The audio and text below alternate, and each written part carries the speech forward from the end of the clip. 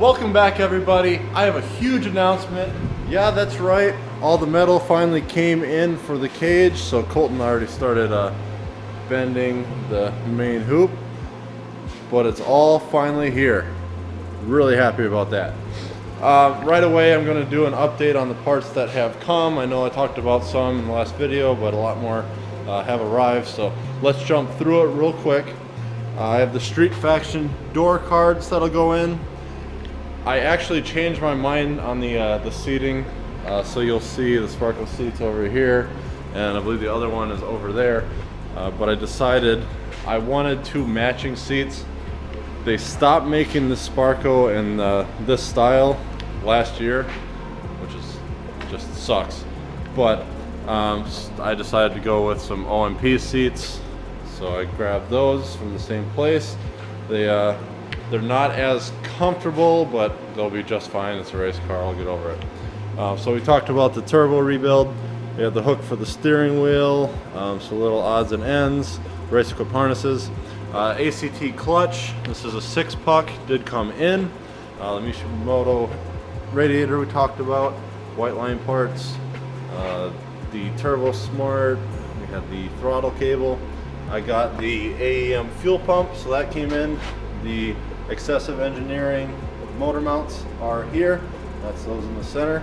The Mishimoto catch can. We have the Mishimoto sensor housing. We have the wheel. We already talked about the Pro Sport gauges. The intercooler piping. We have some more seat mounts for the second seat. We have the Upfab J-pipe delete kit. So those two little pipes will replace all this crap on the side of the motor. So I'm really happy that those came in very quickly. I was very impressed with how fast that they shipped those out. We have the Torque Solutions piece, and that'll mount in the MAF sensor to a custom pipe. We have the Collins adapter kit came in. That's a flywheel, the adapter. Obviously there's a lot more stuff in a box over there. The Spall fans I mentioned last time are in. Some parts that I'm still waiting on from Drift Motion, so all the gaskets and things for the motor are still on their way. They should actually be here tomorrow, but that's no big deal. That's pretty basic stuff. So like I said, I just wanted to quickly go through a little update on what's here now. So that's enough things about that. I'm actually going to start, I'm going to roll the motor out to the middle of the floor here and start taking off all the unnecessary things, as well as get down to the valve cover and remove that, and I mean basically just disassemble the whole motor. So that's the plan for today, so let's get on with that. Quickly before I get on with that, I just want to make sure my fans are going to fit the radiator well, and oh yeah, they look just fine, so that should work out. Hopefully enough clearance in the center here, but these are more slim fans, so we shouldn't have a problem. Guess the future will tell.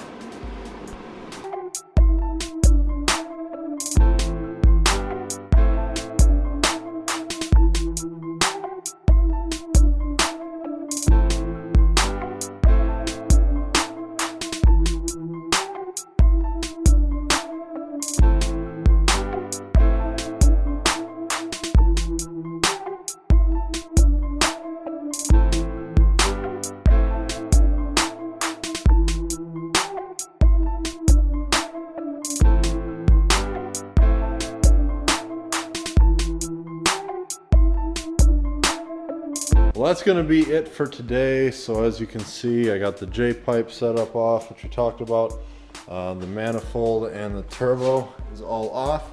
So I can start installing the turbo internals to fix that ceramic issue, as well as obviously just get it all cleaned up. I think what we're going to do next time is pull off the other side. Nothing super exciting, but it's all got to be done. Welcome to a whole nother day. I've been taking off the other side of the motor. I didn't have enough charged battery in the GoPro. I brought the charger, charged with the battery, but I wanted to work on this in the meantime, so I got pretty far. Like I said, the intake side is off of the motor, so we already saw that.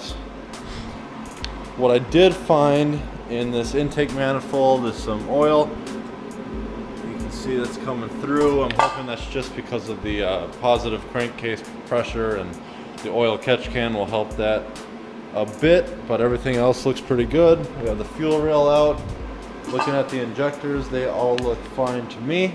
But what I'm left with here is a nest of wiring. We're gonna deal with that another time. The next item on the motor is going to be removing the power steering and the AC on this side. So like I said in the previous video, that these four would be left. We'll take care of that. We'll do the drive-by-wire delete on this throttle body. That'll get taken care of. I did get all of the gaskets for the motor. Oh, sorry, that's gear lube. Duh. Where did I put this shit? All right, there it is.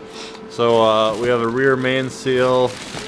The valve cover gaskets are there. So we got an oil filter, drain plug,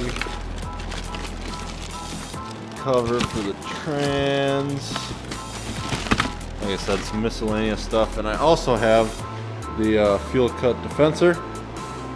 So that is going to let us run much more boost than factory allows without freaking the computer out. So a couple little things did arrive in the mail. Like I said, there's always fun stuff coming. So another thing that has to be done sooner than later is removing these valve covers so I can get them painted up so it all looks nice and neat. Another thing I'll have coming in a video is I have the CBF shifter setup going on that CD09. That's why I have it up over there. Having a hell of a time with the linkage pin, but we'll get it out eventually. But like I said, that'll be in a later video when I've got it all done. Now we're gonna take off the valve covers so I can get those painted up, cleaned up, and get the new gaskets in.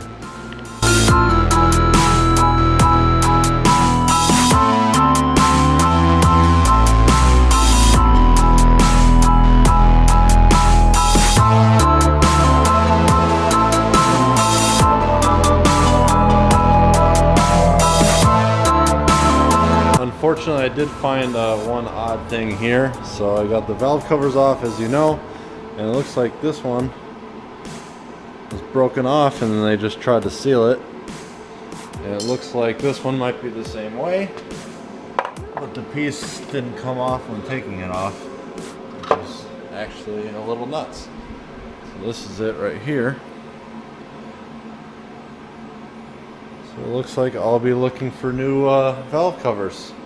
Just wonderful. But it is what it is. Everything else inside looks pretty good. So with that, I want to thank you guys for watching. Make sure you like and subscribe as always, and we will see you guys in the next video. Take care.